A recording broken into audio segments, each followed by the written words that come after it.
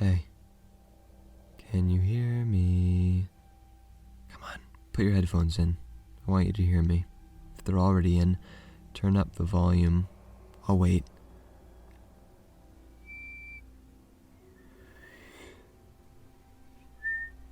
Okay, you ready? I need you to find me. I'm lost. I'm holding on to something flat. It's hard to stay here, hard to grab. I have to twist my neck back. Oh, but it's fun. I like being on your ceiling. Come on, wave to me! Oh, look up. I'm only kidding. I won't show up until 36 minutes after you click off of this video. Be ready. But until then, I've got something fun for us. Disturbing locations. Ooh, yes, I want to show you my top 5 disturbing locations in Fallout New Vegas. Let's get into it. Starting off with number 5, we have Vault 22, but the entrance isn't what you're used to. It's a jungle, an outburst of plants leading from the inside. For a second, it's like a mirage, that green, verdant oasis out in the dry, barren Mojave. And so you feel yourself drawn to nature's sweet nectar. But it's the sun that makes you snap back. Stay out! The plants kill. So the plants are real, and yet still a mirage of paradise. So you go in, and that's when the noises begin, echoing quietly above your head. It's like dirt rustling in a tin can, tiny feet stepping over patches of moss. And at this point, you can see the vegetation continues. It's completely infested the inside. Dark moss hanging on the walls, vines growing through the cracks, the hallways taken up by shrubs and mushrooms. Whole trees come out of the ground and touch the ceiling, like big vents. And all while you're exploring, you're thinking, the plants kill. The plants kill. But nothing seems to be moving. It's only when you start to go down that you see what this means. From out of the plants, something else, green, hunched over, shaped just like a human. Its body totally covered in fungus, except for its mouth, red and bloody. And as you walk by these creatures, they're known as spore carriers. They'll lunge out, grabbing onto your legs and then biting into you. And no matter where you go, you think you're going to be grabbed. They're hiding all over the place. You see, these creatures are the previous vault dwellers. This vault was designed to be self-sustaining. A large team of scientists would maintain plants that the vault dwellers could then live on for, theoretically as long as they needed. Problem is, they had brought in a bacteria they didn't realize was toxic to human beings, and it didn't take long to spread. But instead of killing them, it morphed them into what you see now, these monstrosities. Roots growing into their brains and sap dribbling out of their nose, and anyone who comes here will see the dark, twisted side of Mother Nature. Number 4, we have the Ultra Luxe Kitchens. This is inside of the Ultra Luxe at the New Vegas Strip. Already an air of mystery surrounds the casino. You're not even allowed inside unless you give up all of your weapons. So if something happens, there's no way of protecting yourself. Although a small handgun in my back pocket never hurt anyone. Yet. So as you walk around, you become familiar with the White Glove Society. They're the ones in the masks. You try to ask them about it, and they won't tell you anything. They say it's forbidden. So already this gets you thinking they must be hiding something. And it's in the kitchens that you might find your answer. Well, that's if you can sneak in, of course. Right through the door, you see 2 members using flamers on big slabs of Brahmin meat. That's a little overkill, don't you think? But the people here seem to love the steak, so whatever works. So you slip past them, because remember, in this area you can't be caught. And then you follow the bloodstains down to a new hallway. And it's here that everything gets eerie. A long, dark hallway, only lit by red alarm lights, covering rows of metal doors. What secrets might these lead to? But every few feet you have to stop, just hiding where you can. There's one man patrolling up and down. Surely if he finds you, he's going to chop your arms off with a cleaver, blend you up and mix you into the Brahmin meat to be served at dinner. So you squeeze into the rooms on the right as best you can, and eventually you come across a locked freezer. And if you unlock it and go inside, something pops out. Human skulls being stored right next to the animal meat that they've been serving this whole time. And when you find out a little bit more about the White Glove Society, it starts to make sense. They used to have a past of being cannibals, killing other people and eating them. Since then, they've tried to brush all of that away, but clearly they still have members who would do otherwise.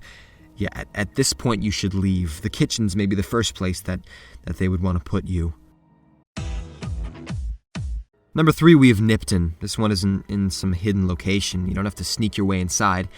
And yet, it's just as shocking as any other sick place. As you approach, you can see trails of smoke billowing overhead. You'll get to talk to a very lucky man who seems to have won some kind of lottery, or so he says.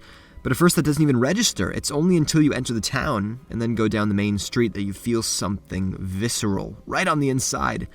You look around and you see not one, but a row of people being crucified.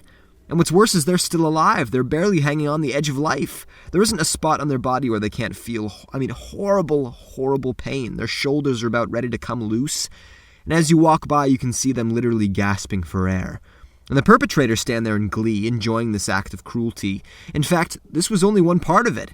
The Legionnaires had forced all the people of this town to take place in a lottery. Depending on what number you got is how bad your sentence would be. The thing is, just about all results ended in death. Whether you were crucified, or burned on a pile of tires, or ripped to pieces by dogs, or just simply decapitated for a quick death. Very few people were spared, and even then, if you weren't the number one winner, who we already met back outside, then you're either a slave or your legs were crippled. Yeah, this entire town is just a graveyard as you walk through it. And it still continues. If you go into the Nipton Hall, you won't find a room that doesn't have a wastelander bloodied and battered, probably eaten alive by all the packs of mongrels that you can find roaming the halls. This entire place reeks of death and rotting corpses, and it takes someone with a strong stomach to witness these sights. Number 2, we vault 34. Right when you get there, you'll start holding your breath. You can smell the heavy toxins coming from inside. I would recommend a radiation suit if you've got one. Granted, that's if it'll survive the gecko caves. But when you finally get to the vault door, you see what you're going to be dealing with. Ghouls. The previous vault dwellers, now horribly irradiated.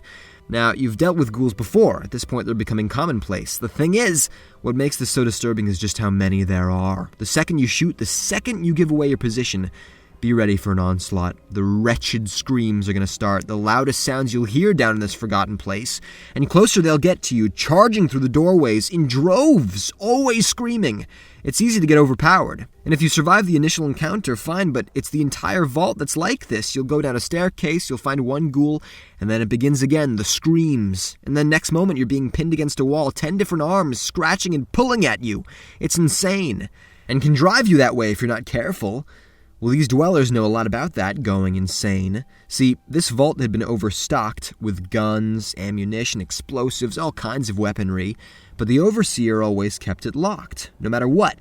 Eventually, the vault became overpopulated, and fights over who should stay broke out, and then began riots trying to get access to the weapons. Well, in one of these riots, the main reactor had been damaged. That's when all this radiation starts leaking in. Controls for the exit had also been damaged, so that's when they realized they couldn't leave. Trapped in these cold, dark rooms, all they could do is just wait, and see the flesh peeling from their hands. By the time the vault's doors were set to automatically open, it would be too late. And number 1, we have the Sierra Madre. This is the setting for the Dead Money DLC. This isn't just a cave you might find or some kind of bunker. Your entire time playing this DLC is non-stop horror. Right when you begin, you feel something scratching your neck. It's an explosive collar. You step in the wrong area, or go against the will of Elijah, and you're getting your head literally blown off. Then the map is covered in a thick red mist. This is called the Cloud. It was an experimental toxin released here, and for hundreds of years it's been festering, soaking into the walls of the villa. Makes it feel like hell has been brought up to earth. Maybe it has. Are those demons? They certainly feel like it. Ghost harvesters, twitching abominations that can fool you. They slump over, limping it looks like, but once you get near them, they're stabbing furiously, jumping back and forth like spiders. And depending on where you are, it can be easy to attract hordes of them. You're always careful of the path that you take. Then, as you progress through the quest line, you'll meet many troubled characters, but one of them is Christine Royce. A woman who's gone through more experimentation than should last a lifetime. She used to get electrodes jammed into her skull, messing it up so bad that now she's got a hard time reading and writing. And recently, she's been trapped inside an auto dock for a full 2 weeks. The claustrophobia alone is enough to make you mad, but this entire time, she's literally been getting her vocal cords torn out of her throat. When you try to talk to her, she can't reply. She just gets hot as she feels herself unable to make any kind of sound at all. Her face is a roadmap of this abuse. So, the Sierra Madre, a place that was supposed to be a luxury and a protection from nuclear holocaust, has instead been turned into a big death trap, much of which was on purpose. And as you continue, you'll be able to find out why. Well, this is, of course, if you can avoid setting off the collar that's wrapped around your neck. And there you have it, my top 5 disturbing locations in Fallout New Vegas. If you enjoyed the video, please like, comment, and subscribe. And down below, please tell me, what do you think is the most disturbing place in this game? Alright, thank you very much for watching. You've got 36 minutes until I show up. Don't bother locking your door.